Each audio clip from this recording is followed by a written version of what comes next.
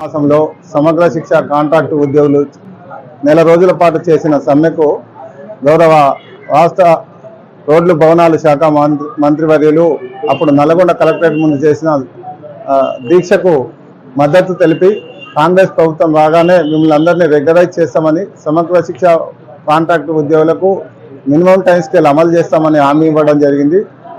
అప్పుడు ముఖ్యమంత్రి గారికి లేఖ రాసి సీఎం దృష్టికి తీసుకెళ్తా అని చెప్పినారు.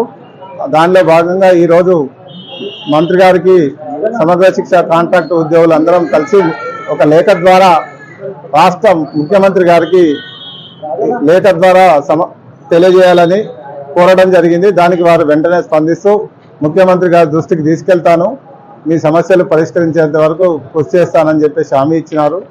కాబట్టి సార్కు మా సంఘం తరఫున ధన్యవాదాలు తెలియజేస్తా ఉన్నాం.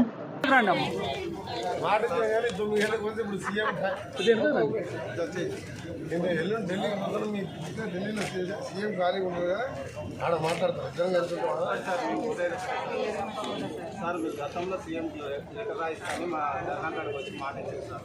రాష్ట్రంలో మా అందరికీ నమ్మకం వచ్చి మా వెంకటరెడ్డి సార్ చేస్తాడు, ముఖ్యమంత్రి గారికి లేఖ రాస్తాడని చెప్పినాం సార్. మేము మాకు ఒకటే సార్ ఇది మొత్తం డ్రాఫ్టింగ్ చేసి మీరు సీఎం నువ్వు పెట్టరాదా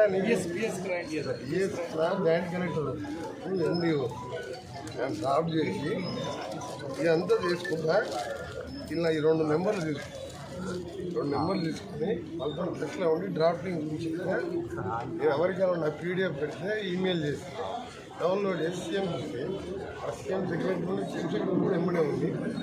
అందరం కలిసి ఉంటాం కాబట్టి నాకు చేస్తే అది ఏర్పాటు చేసి